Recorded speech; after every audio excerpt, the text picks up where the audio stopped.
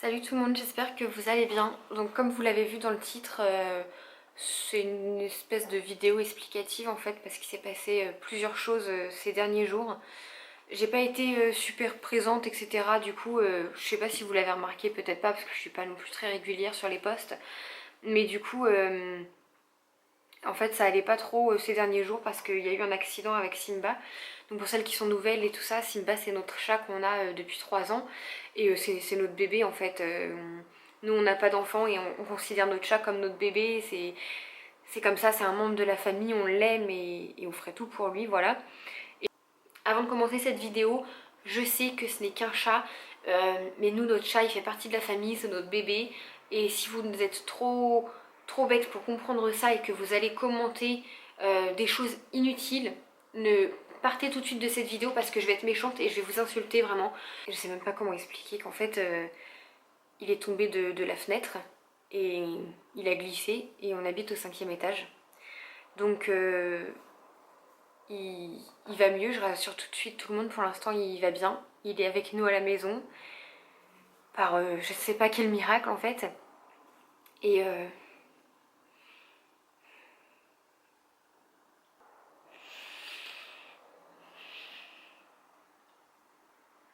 fait c'est arrivé mercredi soir. Je suis rentrée du sport, etc. On a mangé. Ensuite, on s'est mis devant la télé aussitôt. On n'a pas débarrassé tout de suite. Et on a laissé, comme on avait fait à manger, on a laissé la fenêtre de la cuisine ouverte. Mais c'est des fenêtres qu'on laissait ouvertes régulièrement en fait.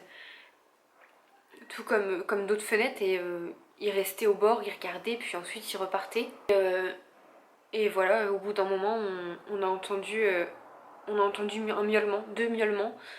De gros miaulements mais de détresse, des miaulements de douleur comme on n'a jamais entendu. Et moi j'ai fait un bond dans le canapé, j'ai regardé mon copain et je lui ai dit c'est notre chat. Mais c'était pas une affirmation, c'était en même temps une question et en même temps une affirmation parce que il y a encore 5 minutes il était avec nous sur le canapé donc on savait pas si c'était lui. Donc premier réflexe, j'ai couru à la fenêtre de la cuisine pour regarder en bas et il n'y avait rien. Les voisins en fait, parce que notre fenêtre de cuisine donne sur les balcons des voisins qui habitent en face, et il y avait notre voisine sur le balcon, elle me dit c'est votre chat. Et moi dans la panique, j'y croyais pas, etc. J'ai cru que c'était une question qu'elle me demandait, est-ce que c'est votre chat qui est en bas? Donc bon, je panique pas plus que ça, pour l'instant je regarde à l'appartement, voilà, il a l'habitude d'être sur son arbre, sur la table, etc. Là il y était pas. Et quand je commence à aller de l'autre côté de l'appartement, côté chambre, dressing, salle de bain, je vois que toutes les portes sont fermées, parce qu'on avait laissé les fenêtres ouvertes, donc on l'avait fermé, et que la seule possibilité c'était qu'il soit ici, et il n'y était pas. Donc là, je me mets au volet, à la fenêtre du dressing, où on a une vue beaucoup plus plongeante sur ce qu'il y a en bas.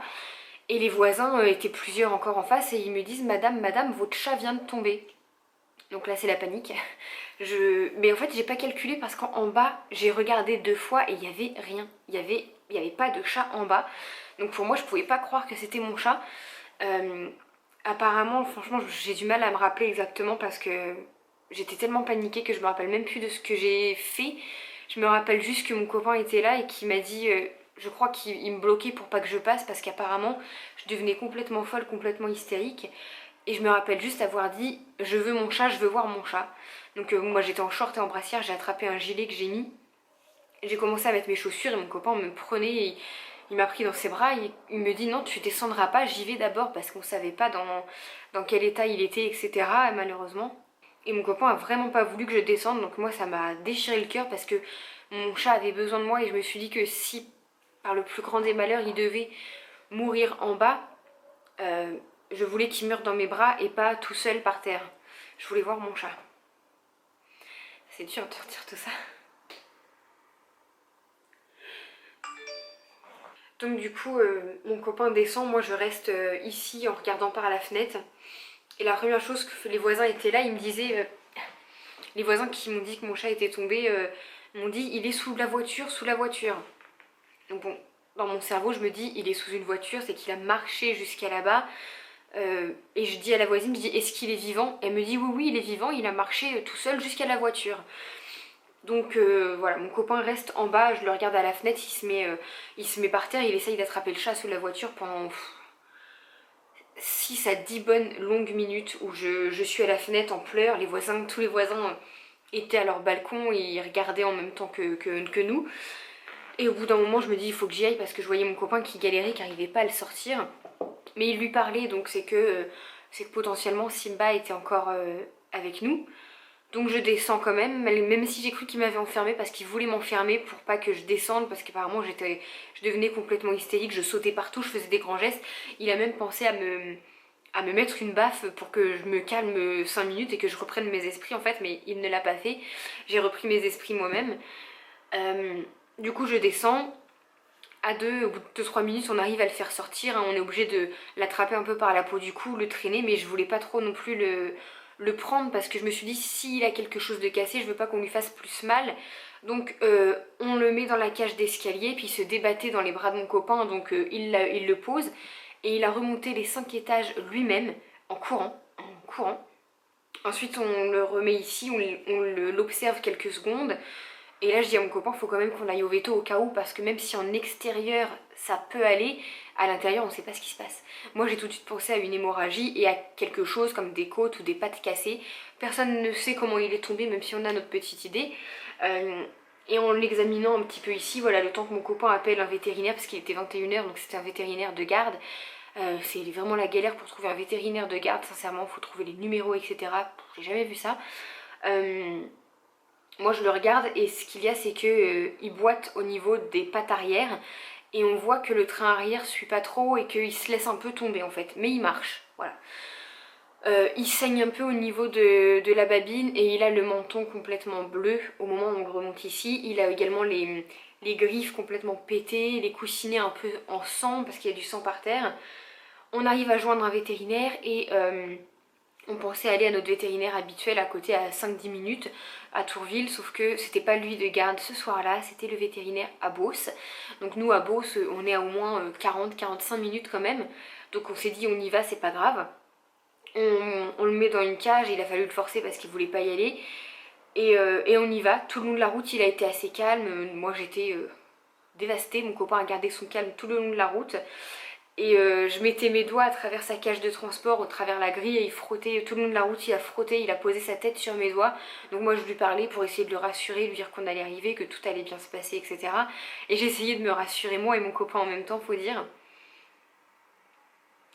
Donc après la vétérinaire est arrivée rapidement, elle a fait un examen, etc. Juste visuel. Voilà, elle a écouté son cœur, pour elle il n'y avait pas d'hémorragie, etc. Elle a examiné ses pattes, ses côtes, les yeux, les canaux qui passent ici, là je me rappelle plus comment ça s'appelle. Et elle nous dit comme ça, bah moi je vois rien de méchant à part qu'il boite, et quand j'appuie, quand je touche, il râle pas, c'est que c'est pas cassé, vous pouvez le ramener. Moi, il était hors de question que je le ramène comme ça en fait. Je me suis dit, s'il lui arrive quelque chose chez nous, on sera impuissant. Moi, je veux vraiment, si on le ramène, être sûr que tout va bien à l'intérieur. Donc, on le réexamine, elle dit, c'est vrai qu'il boite un peu au niveau du train arrière. Donc, elle nous propose de faire uniquement une radio du bassin et des pattes, parce que c'est ce qui prend. Lorsqu'un chat chute ou se fait renverser par une voiture, c'est ce qu'il peut prendre en premier chez un chat, parce qu'un chat c'est très souple, sauf au niveau du bassin et des pattes arrière. Donc on fait la radio, en attendant nous on va souffler dehors, etc. Elle revient, et en effet il y a bien une... Pour elle c'est une fracture, elle nous dit une fracture au niveau du bassin, donc on est à ce moment-là un peu dévasté, on sait pas ce qui peut se passer, on sait vraiment pas ce qui va arriver. À ce moment-là, elle nous dit que il n'y a rien d'autre de méchant pour l'instant. Après, évidemment, sous 48 heures, les 48 heures qui passent après la chute sont, on va dire, cruciales parce qu'il peut se déclencher autre chose. Donc elle nous propose de le garder pour la nuit en observation, sous morphine, sous perfusion, etc. Mais que si on voulait, on pouvait également le ramener à la maison. Il aurait une piqûre de morphine pour la douleur. Et le ramener que demain matin pour que un chirurgien, un médecin l'examine et nous dise la marche à suivre, parce qu'elle c'est juste une vétérinaire et elle pouvait juste nous dire qu'une une éventuelle opération était possible ou autre chose, voilà. Elle pouvait pas trop nous en dire plus, elle voulait pas s'avancer pour rien. Donc avec mon copain, nous dès le début on s'était dit que c'était hors de question qu'il dorme sur place parce que s'il lui arrivait quoi que ce soit, on voulait qu'il, s'il devait par malheur mourir, on voulait qu'il se soit ici chez lui, entouré de ce qu'il aime, de nous, etc.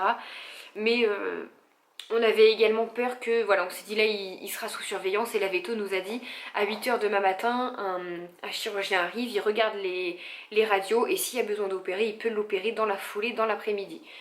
Donc à contre-cœur, on décide de le laisser. Après avoir posé 10 000 questions, on est resté jusqu'à 11h30 dans le cabinet. Donc le temps qu'on arrive, il était peut-être 10h. On est arrivé à 10h parce qu'on est arrivé avant et la veto était pas là et je commençais à péter un plomb. J'ai appelé, etc. Bref, et on est resté jusqu'à 11h30. Donc autant dire que la nuit, c'était... mon copain a quasiment pas dormi. Moi j'ai dormi parce que j'avais fait ma journée de travail, mon sport, j'étais crevée. Donc j'ai réussi à m'endormir. Et elle m'avait dit que elle nous appelait dans la matinée, il fallait pas s'inquiéter, ils ouvrent à 8h. Si pas de nouvelles, bonne nouvelle, parce que voilà, le chirurgien avait des consultations, on n'était pas prioritaire non plus. Donc si elle n'appelait pas, c'est que tout allait bien et elle nous appellerait dans tous les cas pour savoir la marche à suivre. Sauf que je me suis levée, j'étais réveillée depuis 7h et j'étais trop impatiente. Pour vous dire, je suis restée dans le lit pour éviter de ruminer et tout ça. Puis au bout d'un moment je me suis levée à 8h07, oui 6-7, j'ai appelé le vétérinaire parce que j'avais pas de nouvelles et j'en voulais au moins savoir comment la nuit s'était passée. Et l'assistante qui était là me dit écoutez je vais voir, donc elle va voir, elle me dit les soins pour Simba sont en cours, on sont en train de changer voilà, ses petits pansements, sa perf, mais ce que je peux vous dire c'est qu'il dort paisiblement et les soins sont en cours. Donc le véto vous rappelle pour vous expliquer tout ça en fin de matinée. J'ai pleuré au bout du fil avec elle, mais elle a très bien compris. Hein. C'était les nerfs qui relâchaient de savoir qu'au moins il avait passé la nuit et que ça pouvait aller. On va dire une demi-heure après, bon après j'ai fait que de pleurer toute la matinée. Je me disais, j'étais toute seule sur le canapé, je serrais un coussin dans mes bras et je pleurais, je disais je veux mon chat, je veux mon chat.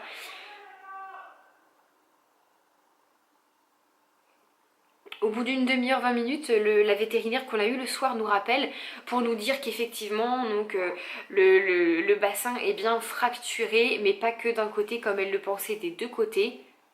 Donc voilà, ce qui pour elle n'est pas très alarmant, c'est le fait qu'il marchait, donc c'est pas... Pour elle c'est assez bénin, c'est des choses qu'il voit régulièrement lors qu'un chat se fait renverser ou d'une chute.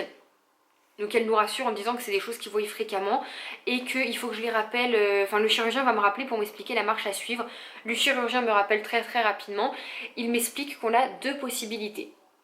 Le faire opérer, il peut l'opérer dans l'après-midi, avec l'opération il peut se remettre très facilement au bout d'un mois, voilà. C'est des opérations qu'il fait assez régulièrement qui sont favorables, ou alors on peut le ramener à la maison avec uniquement des antidouleurs et que ça se remette tout seul. Parce qu'en fait le bassin n'était pas fracturé, le bassin était simplement décroché de la colonne vertébrale. Tout simplement. C'est pour ça qu'il pouvait continuer à marcher. C'est juste que c'était décalé et c'était pas, dans son malheur, c'était pas décalé de beaucoup. En général, c'est plusieurs centimètres. Là, c'était décalé d'1 centimètre. Maximum, voire moins. Évidemment, les radios, c'est approximatif. Donc, il nous explique la marche à suivre de l'opération, comment ça se passe, si on l'opère, si on ne l'opère pas. Je réveille mon copain, il me dit vous m'appelez avant midi parce que je peux l'opérer cet après-midi. Donc, je réveille mon copain, je voulais le laisser dormir parce qu'il n'avait pas dormi de la nuit. Il me dit, voilà, même si j'avais ma petite idée, mais il me dit sans aucun doute, on l'opère. J'ai appelé le vétérinaire aussitôt, il m'a dit très bien, je l'opère cet après-midi et je vous rappelle en fin de soirée, lorsque l'opération se sera finie, qu'il se sera réveillé pour vous dire que tout a été. Et les heures défilent, pas de nouvelles. Je savais que le cabinet du vétérinaire fermait à 18h, à 19h pardon. J'ai appelé une première fois à 5h30, l'assistante a été voir, l'opération était encore en cours. Donc elle me dit, vous inquiétez pas, le chirurgien vous appelle. Et là je vois les heures passer et je me dis, attends, la clinique vétérinaire ferme dans un quart d'heure et j'ai pas eu d'appel. Alors je veux qu'on me dise des nouvelles, peu importe ce qui s'est passé, mais je veux des nouvelles de mon chat avant qu'il ferme parce que j'attendrai pas demain matin, quitte à aller frapper là-bas, mais je veux des nouvelles de mon chat. Donc j'ai appelé à 18h50 il me semble. On était chez mes parents, donc ils étaient au courant, j'étais avec ma mère. Et là le chirurgien me dit que l'opération vient de se terminer, il venait juste d'enlever les gants parce que il a pris du retard avec d'autres patients tout simplement. L'opération s'est bien passée, il se réveille tout doucement et ça a même été une opération plus light que ce qui était prévu. puisque il devait mettre en fait des plaques et des vis au niveau du bassin pour tout ressouder ensemble, et il a juste mis une broche qui passe du bassin dans la colonne pour ressouder, remettre tout en place. Enfin c'est pas la colonne, c'est un autre nom, mais voilà, c'est des termes, j'ai les papiers mais j'ai pas envie de relire tout ça. Du coup voilà, il nous explique que c'est plus light pour le chat, pour sa guérison, et également pour la facture, parce que je sais pas si vous connaissez un peu les coûts, etc. Mais c'est très cher, mais voilà, on a un animal, c'est comme notre enfant, nous il nous arriverait quelque chose, on serait bien content d'aller à l'hôpital et de pouvoir se faire guérir. Donc le chat c'était obligé qu'on paierait de toute façon, c'était même pas discutable, hein. Donc il nous dit que si tout se passe bien, qu'il mange, qu'il va à la litière, il peut rentrer demain, donc le vendredi. Donc à partir de là, on était vraiment soulagés. On avait, moi et mon copain, comme un poids en fait au niveau du ventre et du cœur. Ça pesait, vous voyez, c'était lourd. Et à partir du moment où on a eu ce coup de fil, j'ai l'impression que c'était moins lourd. Évidemment, tant que j'avais pas mon chat sous mes yeux, ça allait pas comme d'habitude. Donc je vous ai pas dit, mais j'ai pas été travailler le jeudi parce que j'étais juste pas en forme. Du coup maintenant on est samedi, Simba est à la maison depuis hier soir. On est plus qu'au petit soin pour lui, même si je dois vous avouer que depuis hier soir on est un peu mal quand même pour lui parce que on voit qu'il est pas comme d'habitude. Là j'ai appelé la clinique vétérinaire tout à l'heure parce qu'il mange très peu. Ce qu'il a mangé, il a mangé ce matin, on va pas dire vomi, c'était plus recraché. Il a fait qu'un tout petit pipi ce matin et il n'a pas été encore à la selle. Donc j'ai appelé et la dame m'explique que ça peut être normal parce qu'il a été quasiment 48 heures à jeun pour l'opération, etc. Et voilà, il faut le temps que les intestins, l'organisme, tout se remette en place. Elle m'a dit il faut quand même contrôler parce que si lundi matin il n'y a rien eu, faut venir parce que c'est pas bon, hein, c'est pas bon pour le chat de garder tout pour lui à l'intérieur. Salut tout le monde, alors aujourd'hui on se retrouve dans la vidéo que beaucoup attendaient, c'est pour donner des petites nouvelles de Simba, donc notre chat. Vous avez été quelques-unes à voir sur internet, etc., enfin sur Instagram principalement, où j'ai posé des petites questions parce que ces derniers temps, suite à une grosse opération, il allait pas bien. Donc vous avez vu la vidéo précédente du 27 juin ou quelque chose comme ça, où je vous ai expliqué ce qu'il a eu. Donc il est tombé du balcon, enfin de la fenêtre, et du coup suite à ça il est revenu à la maison. Il ne mangeait pas, il buvait, il faisait pipi, mais il n'allait pas à la selle.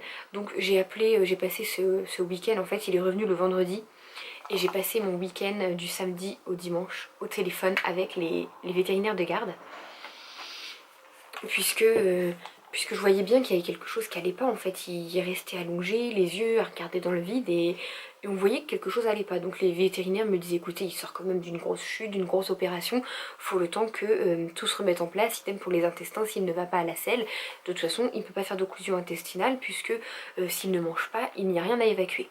L'important c'était qu'il buvait et qu'il faisait pipi, donc ça c'est ce qu'il faisait, ça évitait, comment dire, ça mettait de côté une vessie qui avait pu exploser ou être endommagée par rapport à la chute. Et puis au fur et à mesure des jours, je me suis aperçue qu'en lui donnant les médicaments, il vomissait. Donc j'ai tout de suite appelé les vétérinaires de garde, même s'il était minuit.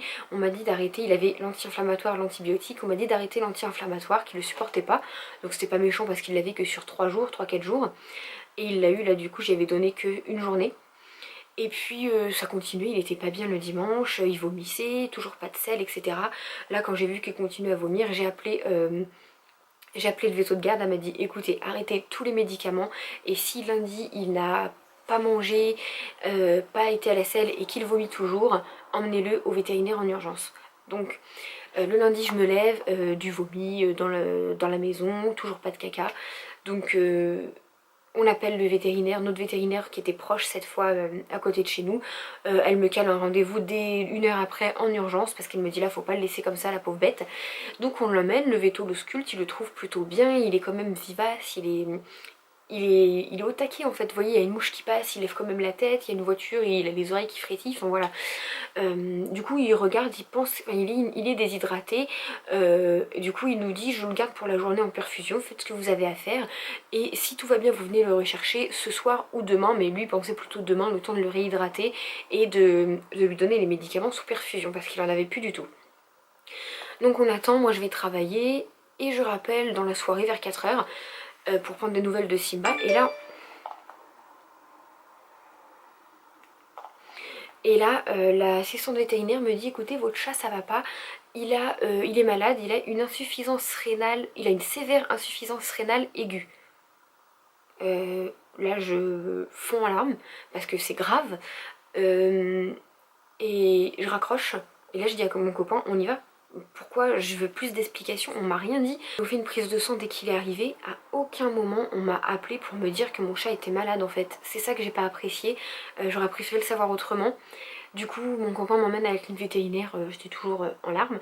Je voulais voir le vétérinaire pour qu'il m'explique ce qu'il y avait. Et donc en fait, bah voilà, les reins ne filtraient plus comme il fallait. Il était déshydraté et il allait pas bien en fait. Hein. Donc il était sous traitement. Enfin, ils nous ont demandé si... Non, il l'avait déjà mis sous traitement pour soigner les reins. Il n'avait plus aucun médicament pour soigner sa cicatrice, son bassin d'antidouleur, etc. Ça servait à rien puisque... Vous verrez par la suite que c'est un peu à cause de ça que tout est venu. Du coup, il fallait attendre 2 jours pour voir si le traitement faisait effet et faire une seconde prise de sang. Donc nous, il est resté en hospitalisation chez le vétérinaire. Donc j'appelais tous les jours, j'ai été le voir tous les jours. Quand j'ai été le voir, il avait vraiment une tête pas possible, une tête de malade. Et le vétérinaire ne nous a pas caché que si le traitement faisait effet, tant mieux. Et si le traitement ne fait pas effet, il n'y a aucune autre solution. Et voilà. Donc en gros, il avait une chance sur 2, notre chat, de mourir. Et, et le traitement, par contre, on pouvait le continuer autant de temps qu'on voulait. Donc c'était payant évidemment. C'est-à-dire que le traitement fonctionnait sur 2 jours. On pouvait le faire pendant 2 jours qu'il ne marche pas, le faire pendant une semaine qu'il ne marche pas. Et au bout d'un moment, marcher comme ça du jour au lendemain. Donc nous, on voulait mettre toutes les chances de notre côté et le faire aussi longtemps qu'on pouvait, tout simplement. Donc on l'a fait jusqu'au mercredi, j'ai appelé. Ils ont fait une nouvelle prise de sang, les résultats étaient bons. Ils avaient légèrement descendu, mais ils ne pouvaient pas nous rendre Simba, donc c'était pas parfait. Donc ils nous ont demandé si on voulait recontinuer les soins, enfin le traitement pour les reins pendant encore 2 jours et voir ce que ça donnait. Donc on a dit oui, vu que c'est les traitements, vu que les résultats étaient plutôt engageants. Et donc le vendredi, j'ai rappelé. On a été le voir entre deux, puis on le trouvait beaucoup mieux. Il avait toujours pas mangé, ça faisait une semaine qu'il n'avait pas mangé et pas fait caca. Bon, il avait rien à évacuer, par contre il buvait et il allait faire pipi. Il ne vomissait plus. Et du coup, le vendredi, j'appelle et l'assistante de vétérinaire me dit écoutez, on a fait la prise de sang ce matin, les résultats sont très bons. Vous pouvez venir le chercher ce soir. Et moi j'en revenais pas, je dis quoi, vous êtes sûr? Enfin, je voulais mon chat mais j'avais peur qu'il lui arrive quelque chose. Donc on est allé le chercher, il avait la collerette évidemment, il a pas trop apprécié et ça allait mieux en fait. Et du coup, ce qui lui a affaibli les reins, c'est le coût de l'anesthésie pour l'opération et les médicaments. Voilà, Simba n'a pas supporté les médicaments, ils étaient trop forts pour lui.